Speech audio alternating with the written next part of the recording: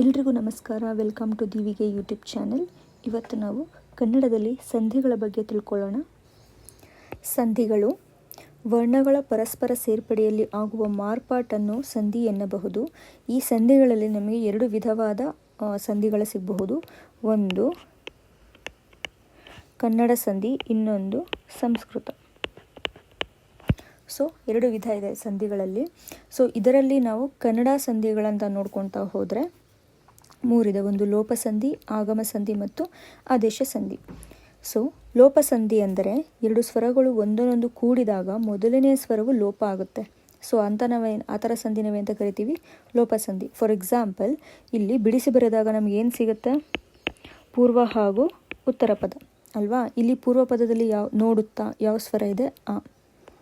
ಉತ್ತರ ಪದದಲ್ಲಿ ಈ. ಬಟ್ ಇಲ್ಲಿ ಬಂದಾಗ ನೋಡುತ್ತಿರು ಇದೆ, ಅಂದರೆ ಈನೇ ಇದೆ, ಈ ಸ್ವರ ಇದೆ. ಇಲ್ಲಿ ಯಾವುದು ಲೋಪ ಆಗಿದೆ? ಆ ಅನ್ನೋದು ಲೋಪ ಆಗಿದೆ. ಸೊ ಪೂರ್ವ ಪದದ ಸ್ವರಾಕ್ಷರಗಳು ಲೋಪ ಆಗುವಂಥ ಸಂದರ್ಭದಲ್ಲಿ ನಾವೇನಂತ ಕರಿತೀವಿ? ಅದನ್ನು ಲೋಪಸಂಧಿ ಅಂತ ಕರಿತೀವಿ. ಇನ್ನೊಂದು ಎಕ್ಸಾಂಪಲ್, ಇಲ್ಲೇನಿದೆ? ಹೋಗು, ಹೂ ಇದೆ, ಪ್ಲಸ್ ಎಂದ, ಎ, ಹೋಗೆಂದ. ಸೊ ಇಲ್ಲಿ ಏನಾಗ್ತಿದೆ? ಹೂ ಅನ್ನೋದು ಲೋಪ ಆಗ್ತಿದೆ. ಸೊ ಅದರಿಂದ ನಾವು ಇದನ್ನು ಏನಂತ ಕರಿತೀವಿ? ಲೋಪಸಂಧಿ. ನೆಕ್ಸ್ಟು ಆಗಮ ಸಂಧಿ. ಆಗಮ ಸಂಧಿಲಿ ನಾವು ಎರಡು ವಿಧಾನ ನೋಡ್ಬೋದು. ಒಂದು ಯಕಾರಾಗಮ, ಇನ್ನೊಂದು ವಕಾರಾಗಮ. ಆಗಮ ಅಂದರೆ ಆಗಮ ಹೆಸರಲ್ಲೇ ಇದೆ, ಹೊಸ ಅಕ್ಷರ ಅನ್ನೋದು ಆಗಮಿಸ್ತಾ ಇದೆ ಅಂತ. ಇದರಲ್ಲಿ ಯಾವ ಅಕ್ಷರ ಆಗಮ ಆಗ್ತಿದೆ? ಯ. ಇನ್ನೊಂದರಲ್ಲಿ ವ. ಸೊ ಇಲ್ಲಿ ನೋಡ್ಬೋದು, ಮೊದಲನೇದು ಯಕಾರಾಗಮ. ಯಕಾರಾಗಮದಲ್ಲಿ ಏನಾಗ್ತಿದೆ? ಮೊದಲ ಪದದ ಕೊನೆಯಲ್ಲಿ ಅ, ಈ, ಎ, ಐ ಸ್ವರಗಳು ಅದರ ಮುಂದಣ ಪದದ ಮೊದಲಲ್ಲಿ ಬೇರೊಂದು ಸ್ವರ ಬಂದಾಗ ಈ ಎರಡೂ ಸ್ವರಗಳ ಬದಲು ಯಾವ ವರ್ಣ ಬರುತ್ತೆ? ಅದಕ್ಕೆ ನಾವೇನಂತ ಕರಿತೀವಿ? ಯಕಾರಾಗಮ ಸಂಧಿ ಅಂತ ಕರಿತೀವಿ. ಫಾರ್ ಎಕ್ಸಾಂಪಲ್, ಇವಾಗ ಇಲ್ಲಿ ನೋಡ್ಬೋದು ನೀವು, ತಾಯಿ ಪ್ಲಸ್ ಅನ್ನು. ಇಲ್ಲಿ ಕರೆಕ್ಟಾ? ಇಲ್ಲಿ ಯಾವ್ದು ಬರ್ತಿದೆ? ಈ ಅಲ್ವಾ. ಅನ್ನು ಬೇರೊಂದು ಸ್ವರ ಬಂದಾಗ ಈ ಅನ್ನೋದು ಆ ಅನ್ನೋದು ಸ್ವರ ಆಯ್ತಾ. ಈ ಮತ್ತು ಆ ಎರಡೂ ಡಿಫ್ರೆಂಟ್ ಸ್ವರಗಳಿದೆ. ಇಲ್ಲಿ ತಾಯಿ ಪ್ಲಸ್ ಅನ್ನು ಆದಾಗ ಅದನ್ನು ನಾವು ಬರಿಬೇಕಾದ್ರೆ ಏನು ಬರಿತೀವಿ? ತಾಯಿಯನ್ನು. ಅಂದರೆ ಇಲ್ಲಿ ಏನಾಗ್ತಿದೆ? ಯ ಅನ್ನೋದು ಬರ್ತಿದೆ, ಆಗಮ ಆಗ್ತಿದೆ. ಇನ್ನೊಂದು ಮನೆ ಪ್ಲಸ್ ಅಲ್ಲಿ ಏನಾಗುತ್ತೆ? ಮನೆ ಪ್ಲಸ್ ಅಲ್ಲಿ ಮನೆಯಲ್ಲಿ. ಸೊ ಇಲ್ಲಿ ಯಾವ ಕಾರ ಆಗಮ ಆಗ್ತಿದೆ? ಯಕಾರ. ಸೊ ಅದರಿಂದ ನಾವೇನಂತ ಕರಿತೀವಿ? ಯಕಾರ ಆಗಮ ಅಂತ ಕರಿತೀವಿ. ನೆಕ್ಸ್ಟು ವಕಾರಾಗಮ. ಸೇಮ್ ಅದೇ ರೀತಿ ಇಲ್ಲಿ ಯಾವ ಬದಲು ಏನು ಬರುತ್ತೆ? ವಾ ಬರುತ್ತೆ. ಇಲ್ಲಿ ಮೊದಲ ಪದವು ಉ, ರು, ಓ ಅವುಗಳಿಂದ ಕೂಡಿರುತ್ತೆ. ಮುಂದಣ ಪದದಲ್ಲಿ ಯಾವುದಾದ್ರೂ ಸ್ವರ ಬಂದಾಗ ಅದು ವ ಅನ್ನೋದು ಹೊಸ ಅಕ್ಷರ ಆಗಿ ಬರುತ್ತೆ. ಫಾರ್ ಎಕ್ಸಾಂಪಲ್, ಇಲ್ಲಿ ಕರು ಪ್ಲಸ್ ಅನ್ನು. ಇಲ್ಲಿ ಹೂ ಇದೆ ಮತ್ತು ಇಲ್ಲಿ ಆ ಇದೆ. ಇಲ್ಲಿ ಏನಾಗ್ತಿದೆ? ಕರುವನ್ನು. ಯಾವ್ದು ಬರ್ತಿದೆ? ವ. ಓಕೆ. ಹೂ ಪ್ಲಸ್ ಹೂವು. ಶತ್ರು ಪ್ಲಸ್ ಇಗೆ, ಶತ್ರುವಿಗೆ. ವಕಾರಾಗಮ ಆಗ್ತಿದೆ. ನೆಕ್ಸ್ಟ್ ಬಂದು ಆದೇಶ ಸಂಧಿ. ಆದೇಶ ಸಂಧಿ ಎರಡು ವರ್ಣಗಳು ಸೇರಿದಾಗ ಎರಡನೆಯ ವರ್ಣವು ಬೇರೆ ಕಾಡಿಸಿಕೊಳ್ಳುವುದು. ಇದನ್ನು ಆದೇಶ ಸಂಧಿ ಅನ್ನುವರು. ಅಂದರೆ ಏನಿಲ್ಲ, ಮೊದಲೇ ವರ್ಣವು ಕ, ಚ, ಟ, ತ, ಪ ಆಗಿದ್ದರೆ ಗ, ಜ, ಡ, ದ, ಬ ಆಗಿ ಪರಿವರ್ತನೆ ಆಗುತ್ತೆ. ಫಾರ್ ಎಕ್ಸಾಂಪಲ್ ನೋಡಿ, ಇಲ್ಲಿ ಮಳೆ ಪ್ಲಸ್ ಕಾಲ. ಕಾ ಇರೋದೇನಾಗುತ್ತೆ? ಗ ಆಗುತ್ತೆ. ಬೆಟ್ಟ, ತಾವರೆ. ತಾವರೆ ಇರೋದೇನಾಗುತ್ತೆ? ದ ಆಗುತ್ತೆ. ಆ ಥರ ಇದನ್ನು ಕಾಗೆ ಯಾವ್ದು ಬರುತ್ತೆ? ಗ. ಕ, ಚ, ಟ, ತ. ಇದು ಚ ಮಾಡ್ಕೊಳ್ಳಿ. ಸೊ ಕ, ಚ, ಟ, ತ, ಪಗಳಿಗೆ ಗ, ದ, ಬ ಆದೇಶ ಆಗಿ ಬರುತ್ತೆ.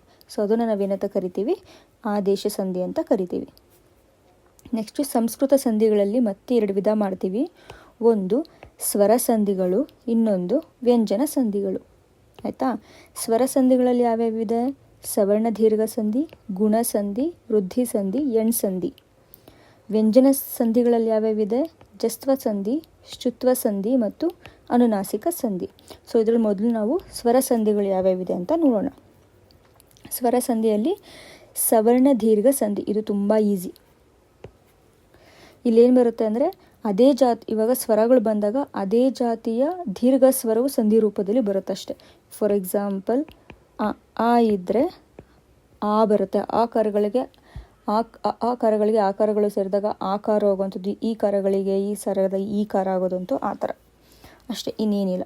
ಫಾರ್ ಎಕ್ಸಾಂಪಲ್ ನೋಡಿ, ಇಲ್ಲಿ ಮಹಾ ಆ ಪ್ಲಸ್ ಆ ಏನಾಗಿದೆ ಇಲ್ಲಿ ಆ, ಮಹಾ ಪ್ಲಸ್ ಆನಂದ ಮಹಾನಂದ ಅಥವಾ ಮಹದಾನಂದ. ಗಿರಿ ಪ್ಲಸ್ ಈಶ ಗಿರೀಶ, ಇಲ್ಲೂ ಅಷ್ಟೇ ಗಿರಿ ಪ್ಲಸ್ ಈಶ ಗಿರೀಶ. ಈ ಥರ ದೀರ್ಘ ಆಗಿರೋಂಥ ಸಂಧಿಗೆ ನಾವೇನಂತ ಕರಿತೀವಿ, ಸವರ್ಣ ದೀರ್ಘ ಸಂಧಿ ಅಂತ ಕರಿತೀವಿ. ನೆಕ್ಸ್ಟ್ ಬಂದು ಗುಣಸಂಧಿ. ಗುಣಸಂಧಿಯಲ್ಲಿ ಏನಾಗಿರುತ್ತೆ, ಆಕಾರಗಳಿಗೆ ಈ ಕಾರ್ಯಗಳು ಸೇರಿದಾಗ ಏಕಾರ ಆಗುತ್ತೆ, ಉಕಾರಗಳಿಗೆ ಓಕಾರ ಸೇರಿದಾಗ ಔಕಾರ ಆಗುತ್ತೆ ಅಥವಾ ಅರ್ಕಾರ ಆಗುತ್ತೆ. ನೆಕ್ಸ್ಟ್ ಎಕ್ಸಾಂಪಲ್ ನೋಡಿ, ಇಲ್ಲಿ ಮಹಾ ಪ್ಲಸ್ ಈಶ ಮಹೇಶ. ಆ ಪ್ಲಸ್ ಇ ಆದರೆ ಇಲ್ಲಿ ಎ ಆಗುತ್ತೆ. ದೇವ ಪ್ಲಸ್ ಇಂದ್ರ ದೇವೇಂದ್ರ, ಆ ಥರ. ಸೊ ಇದು ಗುಣಸಂಧಿ. ನೆಕ್ಸ್ಟ್ ಬಂದು ಎಣ್ಸಂಧಿ. ಎಣ್ಸಂಧಿ ಅಂದರೆ ಇದರಲ್ಲೇ ಇದೆ ಯ ಅಂತ ನೆನ್ಪಿಟ್ಕೊಳ್ಳಿ ನೀವು. ಯ ಅನ್ನೋದು ಯಾವ ಒತ್ತಕ್ಷರ ಬರುತ್ತೆ, ಆಯಿತಾ. ನೋಡಿ, ಅತಿ ಪ್ಲಸ್ ಆಸೆ ಅತ್ಯಾಸೆ, ಅತಿ ಪ್ಲಸ್ ಉಷ್ಣ ಅತ್ಯುಷ್ಣ, ಅತಿ ಪ್ಲಸ್ ಅಂತ ಅತ್ಯಂತ. ಸೊ ಎಣ್ಸಂಧಿಗೆ ಯ ಅನ್ನೋ ಒತ್ತಕ್ಷರ ಬರುತ್ತೆ ಅಂತ ನೆನ್ಪಿಟ್ಕೊಳ್ಳಿ. ವೃದ್ಧಿ ಸಂಧಿ. ವೃದ್ಧಿ ಸಂಧಿಗೆ ಆಕಾರದ ಪದಗಳಿಗೆ ಐಕಾರದ ಪದಗಳು ಪರವಾದಾಗ ಐ ಮತ್ತು ಔಕಾರದ ಪದಗಳು ಪರವಾದಾಗ ಔ ಸಂಧಿ ರೂಪದಲ್ಲಿ ಬರುತ್ತದೆ. ಅದಕ್ಕೆ ವೃದ್ಧಿ ಸಂಧಿ ಅಂತ ಕರಿತೀವಿ. ಅಂದರೆ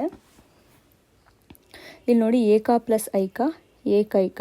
ಸೊ ಇದು ನೆನ್ಪಿಟ್ಕೊಳ್ಳೋದು ನೀವಿಷ್ಟೇ, ಐ ಮತ್ತು ಔ ಬರುತ್ತೆ, ಆಯಿತಾ. ಯಾ ಬರೋದು ಎಣ್ಸಂಧಿಯಲ್ಲಿ ಬರುತ್ತೆ, ಯಾವ ಒತ್ತಕ್ಷರ. ಇಲ್ಲಿ ಐಕಾರ ಮತ್ತು ಔ ಅನ್ನೋದು ಬರೋದು ವೃದ್ಧಿ ಸಂಧಿಯಲ್ಲಿ ಬರುತ್ತೆ ಅಂತ ನೆನ್ಪಿಟ್ಕೊಳ್ಳಿ. ಏಕೈಕ, ಏಕ ಪ್ಲಸ್ ಏಕ ಏಕೈಕ. ಮಹಾ ಪ್ಲಸ್ ಔದರ್ಯ ಮಹೌದರ್ಯ. ಭಾವ ಪ್ಲಸ್ ಐಕ್ಯ ಭಾವೈಕ್ಯ. ಜನ ಪ್ಲಸ್ ಔಷಧ ಜನೌಷಧ, ಈ ಥರ.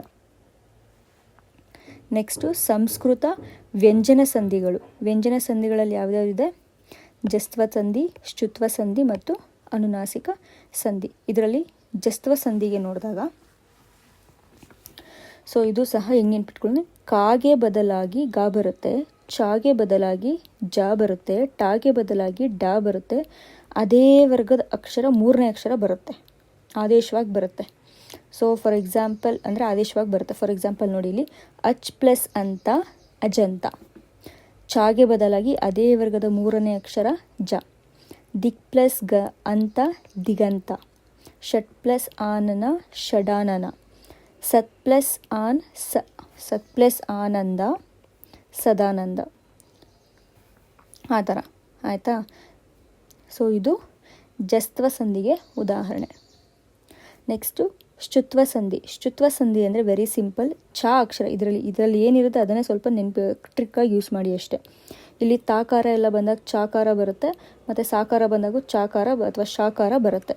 ಇಲ್ಲಿ ಶುತ್ವಾಗೆ ಇಲ್ಲಿ ನಿಮ್ಗೇನೇನಿದೆ, ಶಾ ಕಾಣಿಸ್ತಿದೆ, ಚಾ ಕಾಣಿಸ್ತಿದೆ, ತಾ ಕಾಣಿಸ್ತಿದೆ. ಸೊ ಈ ಮೂರು ಲೆಟರ್ಸಲ್ಲಿ ಇರುತ್ತೆ.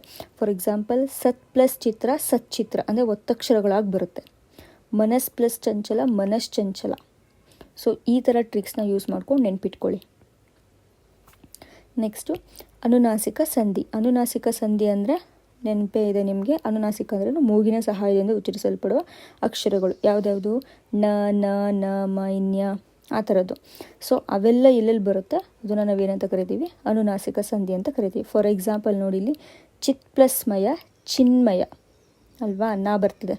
ಸತ್ ಪ್ಲಸ್ ಮಾನ ಸನ್ಮಾನ. ಷಟ್ ಪ್ಲಸ್ ಮುಖ ಷಣ್ಮುಖ ಅಲ್ವಾ, ಆ ಥರ. ಸೊ ಇಷ್ಟು ಸಂಧಿಗಳು. ಸೊ ಇದನ್ನು ನೀವು ನೀಟಾಗಿ ಒಂದು ಕಡೆ ಬರೆದಿಟ್ಕೊಳ್ಳಿ. ಈ ವಿಡಿಯೋ ನಿಮಗೆ ಇಷ್ಟ ಆದಲ್ಲಿ ವಿಡಿಯೋನ ಲೈಕ್ ಮಾಡಿ, ಶೇರ್ ಮಾಡಿ ಹಾಗೂ ಯೂಟ್ಯೂಬ್ ಚಾನಲ್ಗೆ ಸಬ್ಸ್ಕ್ರೈಬ್ ಮಾಡಿ. Thank you.